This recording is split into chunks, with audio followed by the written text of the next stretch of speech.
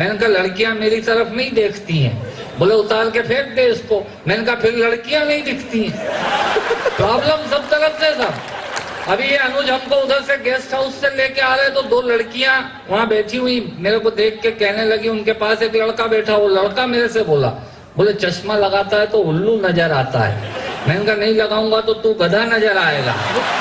Number का चश्मा है, मेरी अपनी प्रॉब्लम है। सरदार जी की बात बता रहा था, सुरेंद्र सिंह जी ने अभी इंडिको गाड़ी खरीदी, आए वापस आके बोले यार फेल गाड़ी ले ली। मैंने कहा गाड़ी तो बढ़िया है। बोले नहीं बेकार गाड़ी है। मैंने कहा क्या हुआ, गाड़ी तो फर्स्ट क्लास है। बोले यार माँ को दिखाने गया था, 20 किलोमीटर दूर गांव है, माँ को दिखाने गया था, गाड़ी जाने में 20 मिनट लगे, वापस आने में 7.5 घंटे लग गए। मैंने कहा 7.5 घंटे? बोले हाँ। मैंने कहा कैसे? बोले गाड़ी फेल है। मैंने कहा हुआ क्या?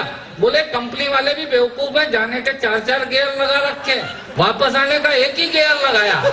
भाई मेरा रिवर्स में आया। ये हमारे सुरेंद्र सिंह जी के किस्से हैं। मैं आपको एक दो छोटी छोटी कविताएं सुनाता हूँ। आज हम कुमार के यहाँ गए, बच्चों की बात कर रहे थे। मंजू जी आप एक टेक्निक कहाँ चली गई? अब बोल रही थी कि साबुन भी बेच रहे हैं कपड़े उतार के। अब सूट टाई पहन के क्या साबुन की एड या मॉडलिंग कर सकता है कोई? टाई का विज्ञापन करना होगा तो सूट दिखाएगा, अब साबुन का विज्ञापन है तो कपड़े तो उतारने पड़ेंगे। मालूम नहीं है, बोलते हैं जबरदस्ती बोल जाते हैं, उसमें हास्य पैदा हो जाता है। मैं आपसे निवेदन करता हूँ, एक दो छोटी छोटी कविताएं आपको सुनाता हूँ। कुमार विश्वास के घर गए तो इनकी पत्नी मेरे से कहने लगी, बैठो बैठो हम भैया चाय बना दें। मैंने कहा भाभी मैं चाय नहीं पीता। बोले क्यों? मैंने कहा मेरे को एसिडिटी होती है। बोले हाँ ये 26 जनवरी से लोकल हो गई है, 9-5 पे ही मिलने लगी है। मैंने कहा एसिडिटी होती है, एसटीडी नहीं होती है। बोले ये क्या होती है? मैंने कहा बीमारी होती है। बोले अच्छा मैं दूध लाती हूँ। एक गिलास दूध लेके आई, मैंने वो दूध देखा, फेंक दिया, ढोल दिया। दूसरा गिलास लेके आई, मैंने वो गिलास भी फेंक दिया। तीसरा गिलास जब मैं फेंकने जा रहा था दूध का तो मेरे से कहने लगी क्या हूँ भैया हम आपके लिए 3 गिलास दूध लाए, आप फेंक रहे हो। मैंने कहा भाभी दूध में मक्खी है। भाभी बोली मक्खी दूध में नहीं है, चश्मे के कांच पे चिपकी हुई है। हमारे साथ प्रॉब्लम है साहब, अपना चेचिस भी अलग टाइप का है। मैं आपको एक हास्य की कविता सुनाता हूँ, सुनिएगा, मजे की कविता। एक कौम पाई जाती है साहब, उस कौम को, उस जाति को बोलते हैं रायचंद, राय बहादुर, राय सिंह। ये वो लोग होते हैं जो अनवांटेड सजेशन देते हैं, जबरदस्ती। आप कोई भी काम करिए ये आपको राय देने आएंगे। ये खुद के स्कूटर का, मोटरसाइकिल का पेट्रोल जला के आएंगे। इनको कहते हैं रायचंद। इनका एक ही काम होता है राय दो। ये बड़े में भी पाए जाते हैं, छोटे में भी पाए जाते हैं, महिलाओं में भी होते हैं, पुरुषों में भी होते हैं। इनका एक ही काम बस राय दो। कोई मांगे या नहीं मांगे दो। मेरे एक दोस्त की दादी खत्म हो गई, हम उसको उठाने की तैयारी कर रहे, इतने में ही मेरे कंधे पे किसी ने हाथ रखा। मेरे से कहने लगे भाई साहब कहाँ ले जाएंगे? मैंने कहा स्विमिंग पूल में ले जाएंगे। बोले यार आप बहुत मजाक करते हो। मैंने कहा मर गई है तो शमशान ले जाएंगे। बोले नहीं नए वाले पे ले जाएंगे कि पुराने वाले पे ले जाएंगे।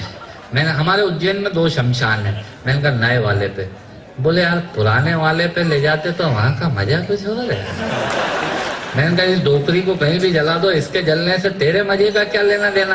पर नहीं साहब, आदमी राय दिए बगैर मानता नहीं है, और राय दिए बगैर उसका बस नहीं चलता, वो हर जगह राय देता है।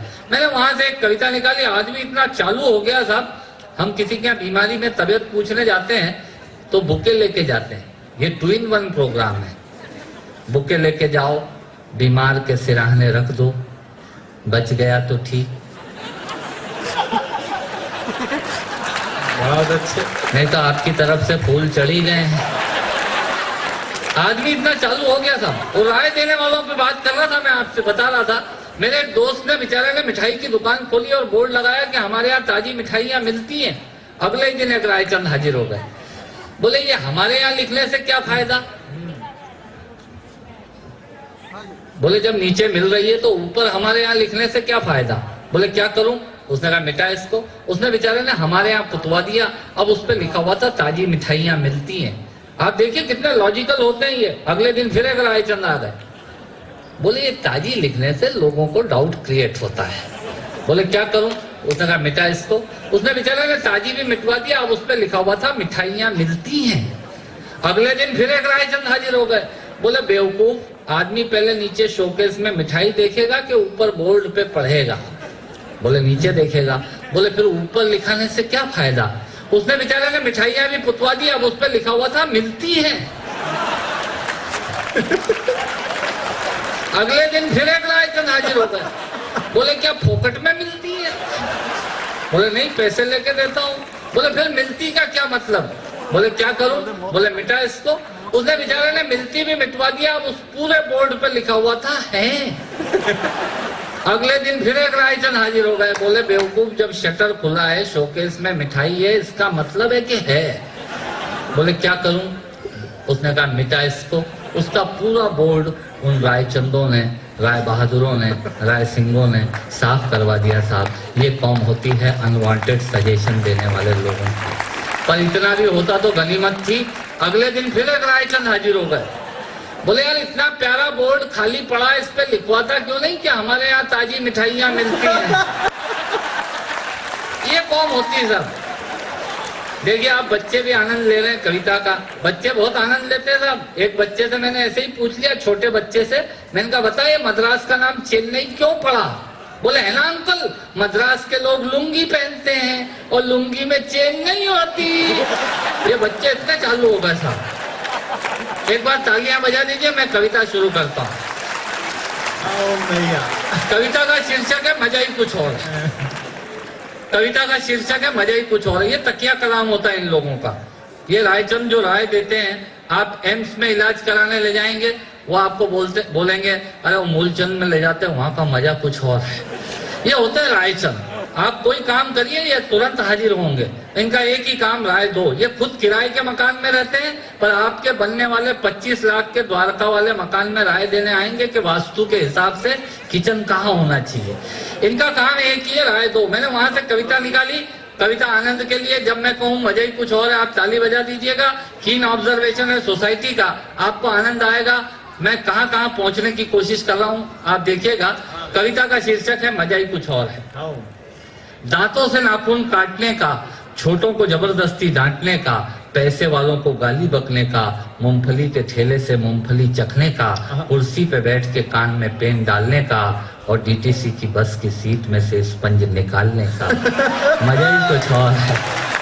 दांतों से नाखून काटने का, छोटों को जबरदस्ती डांटने का, पैसे वालों को गाली बकने का, मूंगफली के ठेले से मूंगफली चखने का, कुर्सी पे बैठ के कान में पेन डालने का और डीटीसी की बस की सीट में से स्पंज निकालने का। मजा ही कुछ और है। एक ही खूंटी पे ढेर सारे कपड़े टांगने का, नए साल पे दुकानदार से कैलेंडर मांगने का। भले जगह नहीं हो पर आदमी पूछता जरूर है, क्या सेठ इस बार कैलेंडर वैलेंडर नहीं आए क्या? एक ही खूंटी पे ढेर सारे कपड़े टांगने का, नए साल पे दुकानदार से कैलेंडर मांगने का, चलती रेल में चढ़ने का, दूसरों की चिट्ठियां पढ़ने का, मांगे हुए स्कूटर मोटर बाइक का, मांगे हुए स्कूटर को तेज भगाने का और खुद को नींद नहीं आने पे पत्नी को जबरदस्ती जगाने का। मजा ही कुछ और, मजा ही कुछ और है। चोरी से फल फूल तोड़ने का, खराब ट्यूबलाइट और मटकों को फोड़ने का, पड़ोसन को घूर घूर के देखने का। हमारे भैया को इतना आनंद आ रहा है जैसे इनका चरित्र चित्रण हो रहा है। बहुत अच्छे। चोरी से फल फूल तोड़ने का, खराब ट्यूबलाइट और मटकों को फोड़ने का, पड़ोसन को घूर घूर के देखने का, अपना कचरा दूसरे के सामने फेंकने का, बाथरूम में बेसुरा गाने का और थूक से टिकट चिपकाने का।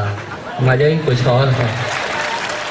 ऑफिस में लेट आने का, फाइल को जबरदस्ती दबाने का, चाट वाले से फोकट की चटनी डलवाने का, बारात में प्रेस किए हुए कपड़ों पे फिर से प्रेस करवाने का, ससुराल में साले से पान मंगाने का और साली की पीठ पे धोल जमाने का। मजा ही कुछ और है। दो दोने लगाने का, आरती में सबसे ज्यादा फटा हुआ नोट चढ़ाने का, दूसरे के मोबाइल फोन से चिपकने का, पान और गुटकों को इधर उधर पिचकने का, कमजोर से बेमतलब लड़ने का और पत्नी को रोज रोज परेशान करने का। मजा ही कुछ और था। मित्रों, श्रोताओं को भी कविता सुनाने का मजा ही कुछ और होता है, पर मेरा मन उस वक्त रोता है जब मजे के लिए शब्द अपने अर्थ खो जाते हैं, बैठे ही सो जाते हैं। यदि आप जीवित और जागृत हैं तो प्रमाण बताइए, कविता खत्म करता हूँ।